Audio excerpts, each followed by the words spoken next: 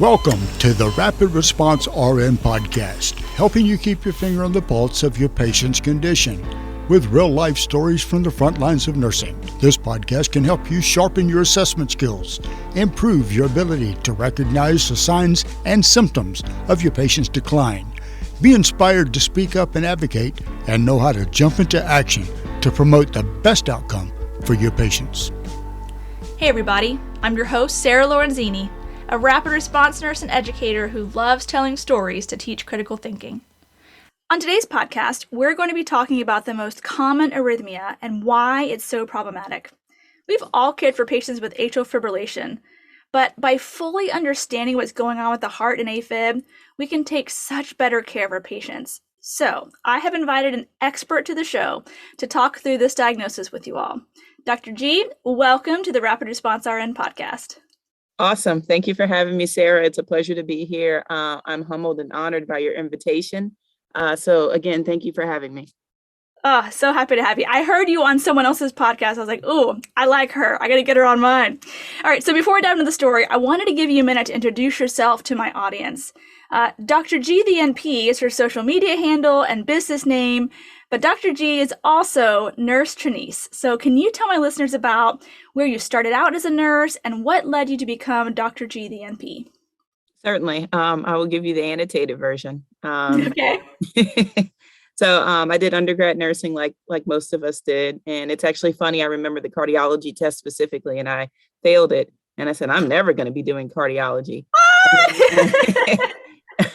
And then here we are. Not only am I doing cardiology, I did my doctoral dissertation in hypertension management, and I won an award for it for my doctorate degree. So yeah, so it's just funny how life is. I always say you should be open to new experiences and not just pigeonhole yourself. But yes, I started as a med tele nurse. I became very fascinated in cardiology, including EKGs. I tell the story on other podcasts. A teletech took me under her wing because I was obsessed with the strips. And I said, hey, is this something a nurse needs to know how to do? She laughed at me and says, nurses don't know how to read strips. So at that point, I decided I will be a nurse. You're like, I'll show you. Right. Exactly. So, worked as a floor nurse for 4 years. Fast forward, I enrolled in the University of Arizona's BS in the DNP program with an acute care nurse practitioner specialty. As I said, I did my research in hypertension, had clinical rotations, the whole nine. Graduated in 2017 and got my first job as an MP, as a cardiology MP, and I'm still at that practice presently. And I also am an adjunct professor part-time as well, in addition to my own consulting business for nurses. Awesome. Well, you are perfectly suited for the podcast today. You bring a wealth of knowledge to the table. I'm really excited to talk through this rapid response call with you. As am I. Right. So here's the scenario. I kind of just want to tell you the story, and we can kind of pause intermittently and break it down a little bit more. All right. So here's one A-fib RVR scenario that I responded to, but honestly, I have 100 more just like it because I get so many A-fib RVR emergencies. So I'm going to tell you about our call. I'm going to call the patient Mr. Fib, but that's obviously not his name. He was a 60-year-old man admitted with a COPD exacerbation. His medical history included hypertension, hyperlipidemia, A-fib, for which he was taking medications for all 4 diagnoses. Steroid and bronchodilator nebulizers for the COPD, beta blockers for the hypertension, statin for the cholesterol, and Coumadin for the A-fib to prevent clots. When I arrived to his room, his heart rate was in the 170s to 180s. Upon quick assessment, he's pink, warm, dry, alert, oriented, denies chest pain, but does report a little shortness of breath. He is hemodynamically stable, but his blood pressure is a little soft, 90/50. So the nurse says to me, I called the resident about the heart rate, but he says he doesn't feel comfortable giving anything right now because his blood pressure is so low. He said to call him if the heart rate goes above 185, but I feel like 180 probably needs intervention, so I called you, Sarah. So before I go any further, Trinice, how do you feel about just leaving a patient with a heart rate of 180? To be honest with you, I don't think I've ever let anyone's heart rate get to 180 before. That is a bit jarring, in my opinion. I probably would have intervened or called for help probably sooner than the 180, to be transparent. So Alrighty. Yeah, I mean, agreed. I think why she didn't like sound the alarm initially because he was so stable. Like he had no complaints. He was shortness of breath. He was awake and alert. But yeah, agreed. It needs to be addressed. So, um, let's just talk a few minutes about AFib so that we can better understand it, like why it gets so fast, why is that problematic? So Trinice, how would you describe AFib, both what is happening physiologically with the heart and also what it looks like on the ECG strip? Well, great question, Sarah. I like to talk about this in a couple of my lectures because I do break down AFib strips all the time. I always tell people to envision. So, you have the atria at the top part of the heart, ventricles at the bottom. So AFib is basically a quiver. Okay. So you're not getting those nice, strong pumps, right? We know in normal sinus rhythm, we like top, bottom, like nice, strong pumps. Okay. Very, very synchronous, I guess is a good word to use. But when you're in fib, you're basically quivering, right? You're quivering and it's very, very fast. So obviously the heart isn't going to be able to get all of that conduction through the AV node down to the ventricles. You need time for repolarization and all of that. So only a couple of the electrical pulses, get through that. So that's why it's so disjointed, because it's a quiver and some of them get through. Most of them don't, thank goodness, but some of them get through. So correspondingly, when you look at an EKG strip, you see this irregularity. You see like this fibrillation, if you will, like a quivering, almost like the heart is quivering. And so on the EKG, you have this quiver. You cannot make out discernible P waves. So that's kind of hand in hand with patho versus the EKG. Perfect. And then a patient who has that quivering atrium, what types of symptoms might they come into your office complaining of? A wide array of things. So initially, they may just say they have palpitations. Some people may say they get short of breath. Some people may say they're lightheaded or dizzy. The symptoms that we don't like to hear are things like having any weight gain or something like that, because obviously, if the heart is quivering, it's not pumping properly, fluid gets backed up, then you're talking about a heart failure situation. So we obviously like to avoid things like swelling, weight gain, and even some shortness of breath can be expected with some AFib. But if it's progressing, we're worried about them decompensating that left ventricle for sure. Gotcha. So when a patient comes into your clinic and they have AFib, what risk are you trying to mitigate? Like what therapies do you prescribe? Kind of how do you manage the patient on the outpatient side? So first and foremost, we look at the rate, because you can be in AFib, but if they're tolerating it and the rate is reasonable, kind of leave them alone. Now, yes, they do have to be anticoagulated, but if they're rate controlled and they're asymptomatic, it's not really much for you to do.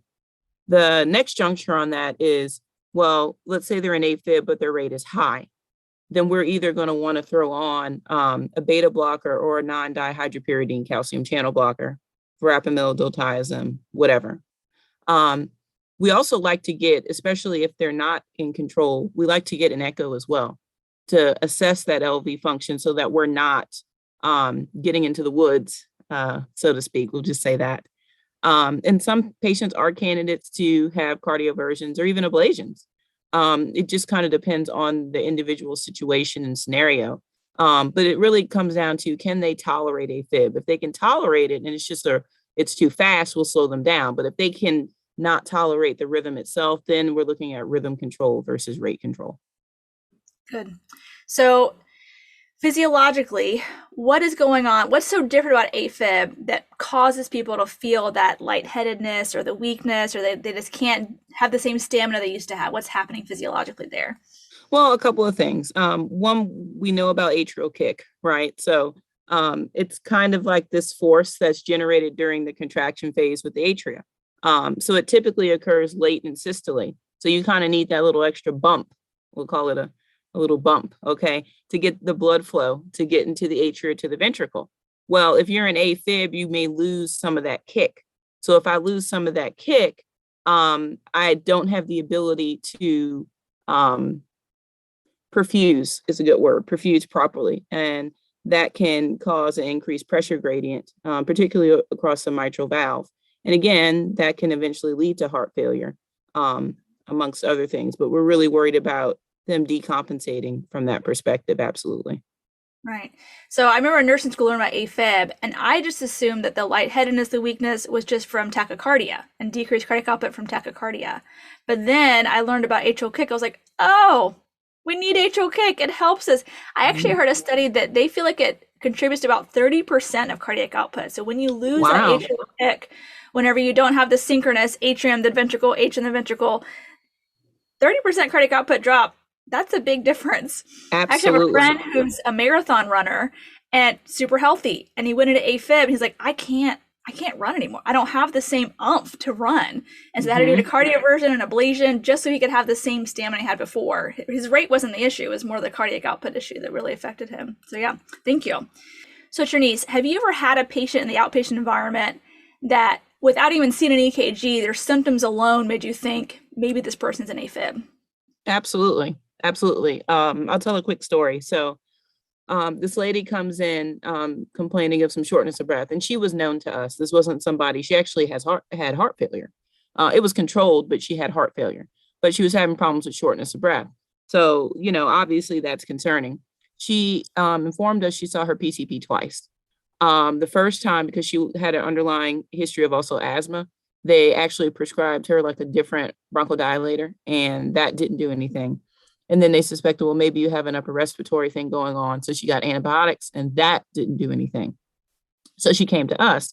And on our patients, like 99% of the time, you're getting an EKG.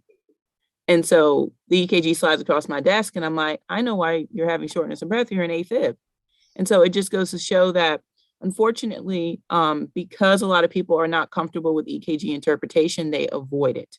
And that's something that we cannot do as providers. We have to take the responsibility of owning that, honing our skills. That way we can get better patient outcomes.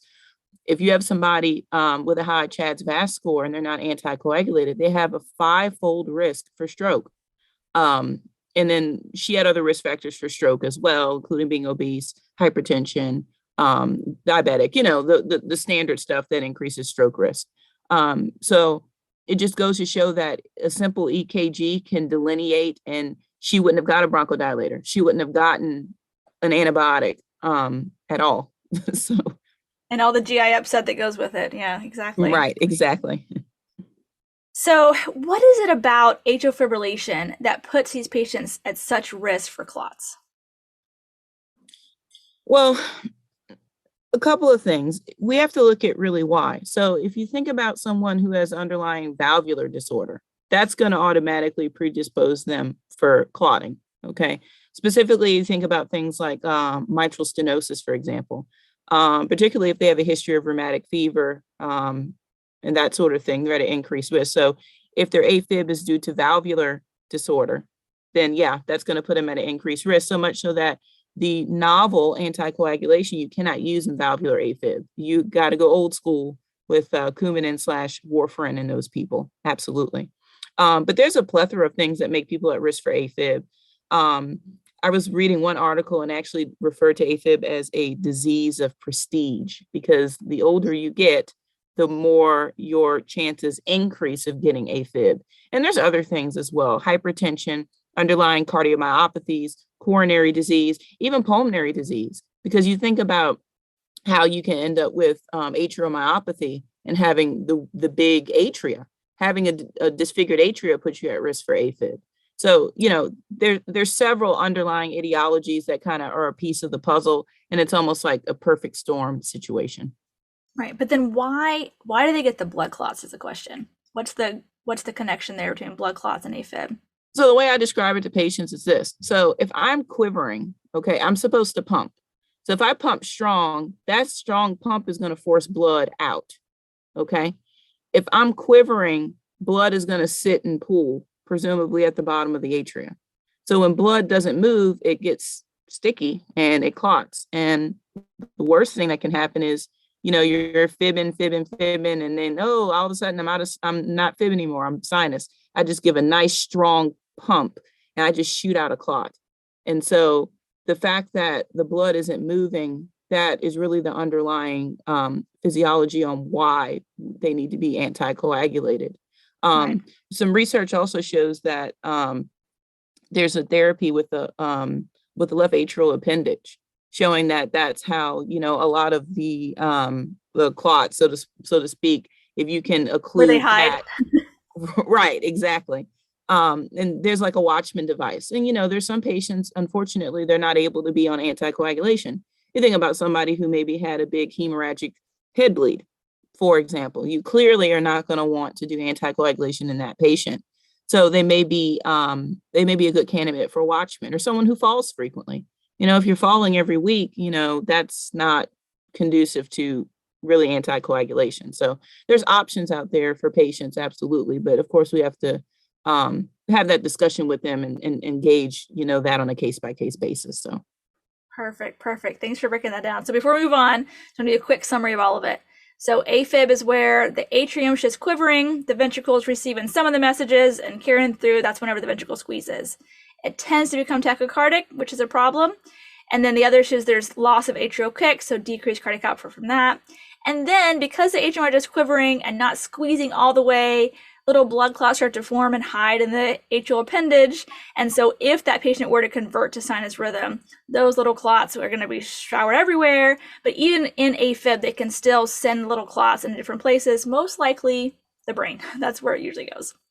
All right, so atrial fibrillation can be controlled with rate control medications and with some sort of blood thinner, but it's still problematic. Some patients might need to be taken out of it. So let's talk back to this patient. All right, so back to Mr. Fib.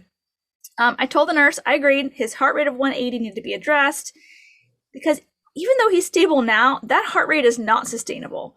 His baseline blood pressure was hypertensive. So the fact that his blood pressure was less than 100 systolic says to me that he's already feeling the effects of decreased cardiac output.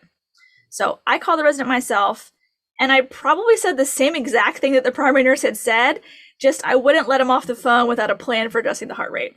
So I said, hey doctor, this is Sarah from the rapid response team. Your patient, Mr. Fib, his heart rate's in the 180s. He is hemodynamically stable at this time with regards to mentation and perfusion, but his blood pressure is trending down. And I know you said you feel uncomfortable giving any rate control drugs right now because of his hypotension, but the way I see it, his blood pressure is going to keep dropping if we don't slow his heart rate. So what medication would you like me to administer? He said, okay, I'll be right there. So here is a common conundrum that I encounter as a nurse at a teaching hospital. Pardon me while I just touch on this issue really quick, because I know a lot of nurses deal with this. So often I know exactly what the patient needs. Like I've been doing this for 18 years. This first year resident, he just got his white coat. I get that. So I could A, be condescending and tell him what to do because it's the obvious therapy to me, or I could B, wait for him to come up with it himself. So here's where I land on this one. If I have a stable patient, I wait for the resident to think it through, consider all their options, Google it, whatever they have to do to develop a plan of care. And I might ask like a leading question to help encourage them towards the end goal of whatever evidence-based treatment that I have in mind, but I won't right out tell them what to do. But if a patient's unstable, I do not wait for them to consider all the options. I am forceful and clear and directive. For example, doctor, we need to start a vasopressor. They are not responding to the fluid bolus. Or that is a shockable rhythm. We need to defibrillate now. Or this patient needs to go to the OR. They are too unstable for another CAT scan. But in this patient's case, he was stable. I mean, yes, he's tachycardic, but he was still talking to me and pink and warm and just mildly short of breath. So I knew I had some time for the resident to check all of his resources and call his superior and come up with a plan. So I waited. So what's your take on this issue, Ternice? I mean, you worked at the bedside and now you work alongside cardiologists. What do you do when they take the watch and wait approach, but you feel like you need to be more aggressive? I would have to say in this situation, I probably would have been a little bit more forceful. 180s makes me incredibly uncomfortable. And I mean, at this point, it's kind of a waiting game, right? Like it's not if he decompensates, it's when. Like if we sit and we do absolutely nothing, this person will decompensate. And earlier in the case, how you mentioned how he was hypertensive, and now he's extremely hypotensive. And now we're starting to have shortness of breath. So I probably would have done a more middle option and kind of said, okay, well, can we try maybe doing this to see if we can get a better outcome? I think I would have been a little bit more forceful and for that patient, because that 180 makes me incredibly uncomfortable. I'll be honest with you, it makes me very, very uncomfortable. Yeah, I get it. I think I've just seen so many patients in the 180s and they compensate really well until they don't. But yes, I agree. So back to Mr. Fib, I waited for the doctor. I didn't push him too hard, but honestly, it didn't take him too long. He came to the bedside. He basically shared with me how every rate controlling drug he could think of would drop the patient's blood pressure, to which I responded, yes, that is correct. But if we can control his rate, his blood pressure will no longer be a problem. If he has more time to fill his ventricle, his stroke volume will increase, and with that, his cardiac output and his blood pressure.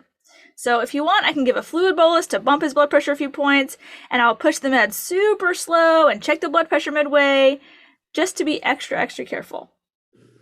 So he called his third-year residents to make sure that's okay, and finally agreed to give the order for diltiazem, which was what I wanted to give in the first place. So immediately after I pushed the last milliliter, his heart rate dropped to 105, his blood pressure bumped to 120/70. It is amazing what giving the heart time to fill does for cardiac output. Within 10 minutes, the fluid bolus had finished and his heart rate came down to 90s. He was no longer short of breath. His blood pressure was back to baseline. Yay! All right, so let's talk a little more about the pathophysiology and treatment of A-fib. There's a lot of options out there. How do you choose which medication is best for the patient? Well, I can say in an outpatient setting, it really kind of depends upon the history. For example, if I have someone with some very, very bad asthma or COPD or whatever, I may shy a little bit away from a beta blocker, although we have been known to try some beta specific ones and not so much alpha beta blockers. But we routinely do diltiazem or cardizem, which is fun. I always say I enjoy the AV nodal blocking agents, and that's what's cool about beta blockers and non-dihydropyridine calcium channel blockers. Slow down the electricity through the AV node, calm down the heart rate, absolutely. And that's really the difference between your dihydropyridines, which we think of things like amlodipine, belodipine, nifedipine, all of those. They do not have the AV nodal blocking properties that things like diltiazem and verapamil have. So I know that's one thing I struggled with when I was brand new. I was like, wait a second, there's two different types of calcium channel blockers. No. So yeah, just understanding that we need AV nodal blocking properties to slow down the heart rate. Absolutely. Yeah, and for this patient, it worked perfectly. And in fact, his blood pressure got better. Well, I was so worried about giving it, oh my gosh, it's going to drop the blood pressure. But if we can slow the heart rate down, it actually improves the blood pressure. So I remember being a new nurse, and you learn nursing in school, like, be very careful if the blood pressure's low, give me a blood pressure. The patient's blood pressure, I still remember this, it was 89 over like 45. Wow. And the doctor's like, give the cardizem. And I was like, doctor, I don't feel comfortable giving the cardizem. He's like, I promise you, Sarah, I'm not leaving the room. Once you give this medication, it's going to help the blood pressure. And he was right, because once we slowed the heart rate down, the patient actually really improved. So I would never give if the blood pressure was like 70 systolic, but if we have a good map and the patient is perfusing and talking to you, then it's a little more understandable. Alrighty, so when would you not try to convert a patient out of AFib to sinus rhythm? I mean, that sounds like it's the ideal thing, right? Let's convert them out to sinus rhythm. So like, who is a candidate for chemical or electrical cardioversion and who is not? So it kind of goes back to what we said earlier. Can the person tolerate AFib?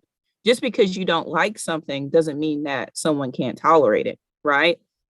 Speaking of blood pressure, my blood pressure runs 90 over 50. Every time I go somewhere, are you feeling okay? Feeling fine. I'm good. So, you can be an AFib, right? If you're perfusing, you're not getting into heart failure. You can be an AFib. It's okay. Now, patients that have been in AFib for long periods of time, they're usually not the best candidates to do cardioversions on. The longer someone's in AFib, the harder it's going to be to get back to non-AFib. So on the inpatient side, it all comes down to the ability to confirm anticoagulation status.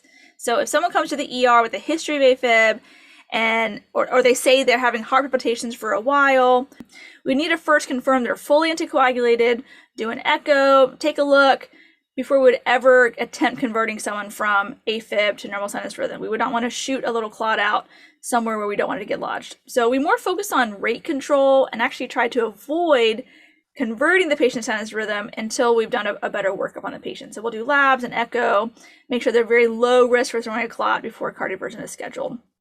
So final question, is there anything you would want a new nurse to know about AFib or managing cardiac patients in general?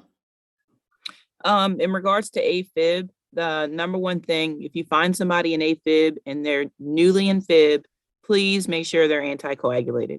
That is huge. I think when you look at the broad picture and you look at the vitals, it's kind of easy to say, oh, well, he's tachycardic. Or clinically, you say, oh, well, he's short of breath. Like, you're not going to miss those things.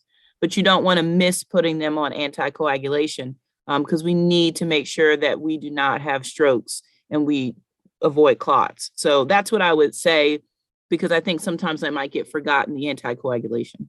Good. Awesome. All right, well, I think we covered all the teaching points that I wanted to touch on about AFib. I want my listeners to know where they can find you, because a lot of people struggle with EKGs and desperately want to master it like you have. So can you tell them just quickly about the courses you provide and how they could sign up for it? Absolutely. So I have a website called drgthemp.com. I currently right now have about 6 different EKG courses, and my foundational course is called Anatomy of the EKG.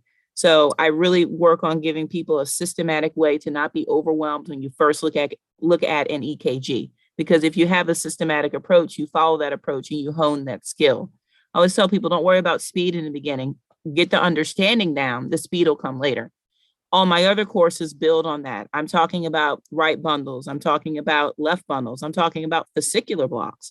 I'm talking about old MIs. I'm talking about non-sinus rhythms, including AFib and A-flutter, paced beats. I'm actually about to debut a course where I'm going to start talking about second-degree blocks, Winky block, and even a complete heart block, and some cool stuff like Brugada, Wolf Parkinson's White, that sort of thing, pre-excitation stuff. So I always tell every nurse I come in contact with, you have the skills to be able to read EKGs. You just haven't been shown. Do not beat yourself up over a skill you don't have because you weren't properly shown. I can show you how to do that.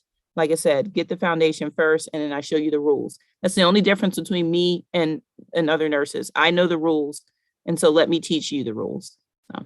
That's awesome, Janice. I wish I had you when I was a new grad, because it took so long to really gather all that information and really learn EKGs. So much stress. So I wish I could have taken your course back then. But thank you so much for coming on my podcast and helping me teach about AFib. It's been a good chat. Thank you so much for sharing your expertise with us.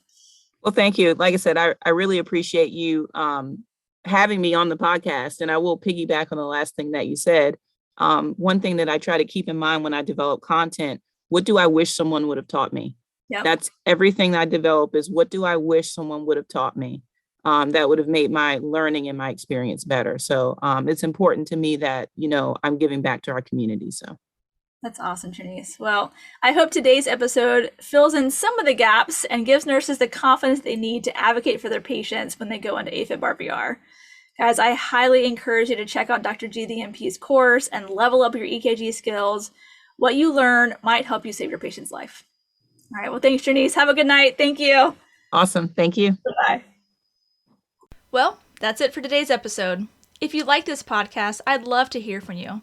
You can shoot me an email with questions or comments, and it would mean so much if you could take a moment to write a review on iTunes, as this helps more listeners find this podcast. Thanks for listening, and I hope you learned something that will save a life. Remember, nursing is a team sport, so trust your intuition and don't give up advocating until you are confident you've done what's right by your patient. You've been listening to the Rapid Response RN podcast. The views and opinions expressed on this show are that of Sarah Lorenzini and hers alone. They are not intended as medical advice and should not take the place of your institution's policies or procedures. Evidence-based practice is ever-changing, and your patient's care should reflect the current best practice. If you want to get in contact with Sarah, you can find her at rapidresponsernpodcast@gmail.com or on the Rapid Response RN Podcast Facebook page, as well as the podcast website, rapidresponsern.com.